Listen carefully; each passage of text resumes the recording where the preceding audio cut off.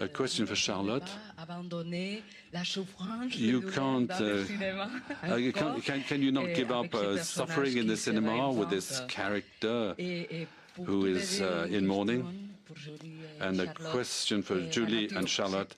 Nature is very important in your film. It's totally integrated into the film. We talk a lot about ecology, and it's important that the cinema should collaborate and make people aware of the strength of nature. I don't get the impression that I suffered in the film, because it's true, it's a film which talks about mourning and loss and pain. And seeing the film, I remember just how much there are light moments, moments of lightheartedness. There's lots of darkness, but at the same time, lightness. So I didn't experience this as being a major suffering, a major pain. There are lots of joyful moments in the film.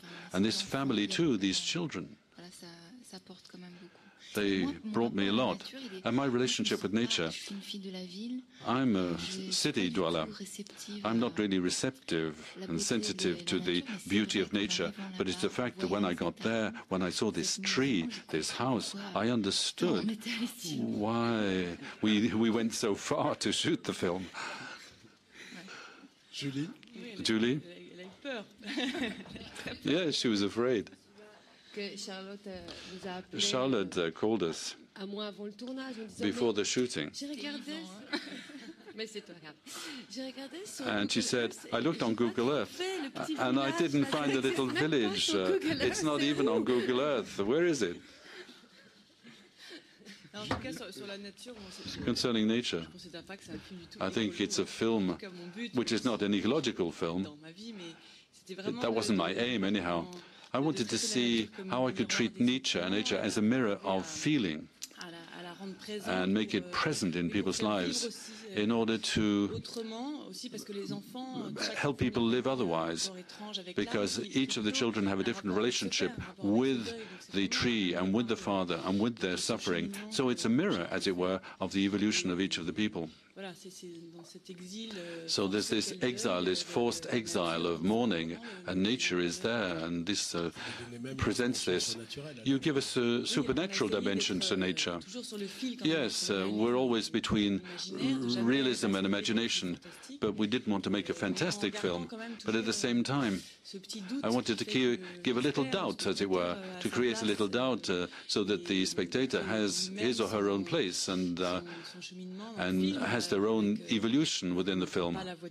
You don't hear the father's voice, but perhaps you hear the rustling or the murmuring. You have a doubt sometimes. You might say, oh, that's it? No, oh no, it's just the rustling of the leaves, or it's the mother. So there's a kind of ambivalence, but as in life, there are signs, things that can be interpreted as you wish to interpret them. There are people who are more or less mystical. I'm not a mystic, not yet anyhow. And it was this ambivalence that I was interested in. First row. Oui, je suis Daphné de Dutch Television. J'ai une question pour Charlotte Gainsbourg. Comment jouer dans le film de Antichrist de Lars von Trier vous avez influencé de choisir votre prochain projet? J'y ai pas pensé dans ces termes. I didn't think in those terms of a new project. I read this script and I was enchanted immediately, without thinking about what I've just been doing or whether I had to have a follow-up. I wasn't looking for a logical choice. It was just a coincidence, chance. I was convinced as soon as I read it that it was the right choice. Monsieur? Yes, Bruce Kirkland from the Toronto Sun. Question for Julie. First of all, thank you for a film that's both fragile and strong, just like the character of Simone that Morgana plays so beautifully.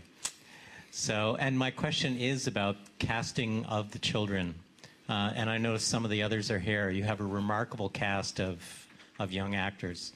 And I'm curious how you find children like this to perform these roles, how you direct them, and what role that Charlotte Gainsbourg plays in making sure that that ensemble seems so truthful.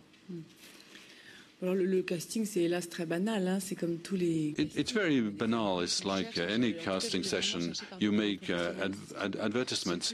I went through the professional circuits. I was afraid of having children who were already actors, who were too molded already, as it were. Children can soon be modeled, as it were, and pre-formed. So I'd had other experiences, and sometimes their way of acting can be too pre-conditioned. And Morgana's mother responded to this, and I thank her for it. And we saw lots of young girls. We saw Morgana several times, because it's a major role to play, 9 weeks, 5 days a week. So she had to be photogenic, she had to act well, she had to correspond to the character, and at the same time she had to be able to hold out for this 9-week period. I had to ask them often to work on a scene again. They had to be persevering and have stamina, and they had to get into the characters. And every time she became stronger and stronger, and she interiorized the role. She told me that she went and rehearsed the part in the tree opposite her house. And she did this herself. And she rehearsed a scene where she just listened to her mother, and she was so strong in the way she just looked at the mother. There was no hesitation. It was just her. She was there. And then directing children, it was the first time I've really done this. I know it's very difficult, and it's true, it is difficult, because they've got to have stamina. There are days when they want to go out and play rather than do the same thing 15 times over. They want to rest. But the real secret is the casting session. You've got to be sure you found the right person. And then there are little things, tricks, to get them to have another shooting or another sequence. And you've got to respect the children's own rhythm and their character. Sometimes she became very nervous or excited. This was normal.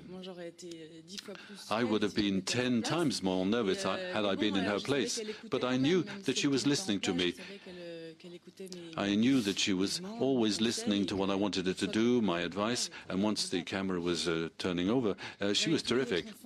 All of the other children, too, were extraordinary in this film.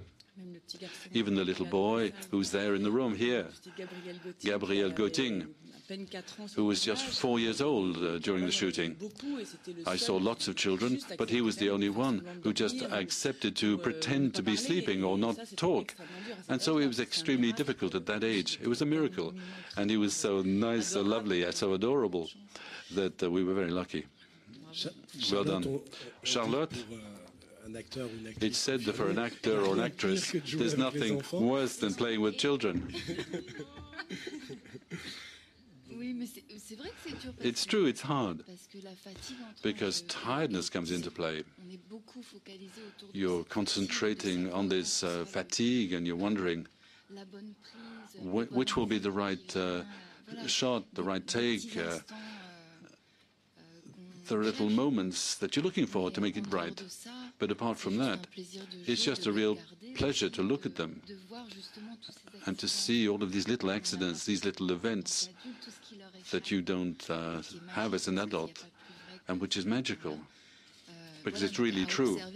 So watching them is very enriching. And did you think about your own beginnings when you saw Morgana? I think about it now, yes. When I knew that the shooting was going to be completed, I realized what a drama it had been for me. But I was older. I was 12 when I made my first film. But when it's over, there are links which are so strong, relationships with the crew. It was terrible, the end of the film. And I hoped that she wasn't going to experience it too hard. Third row, Marie-Jeanne Assmann, Lebanon. For Julie, when you decided to adapt this film, or this novel rather,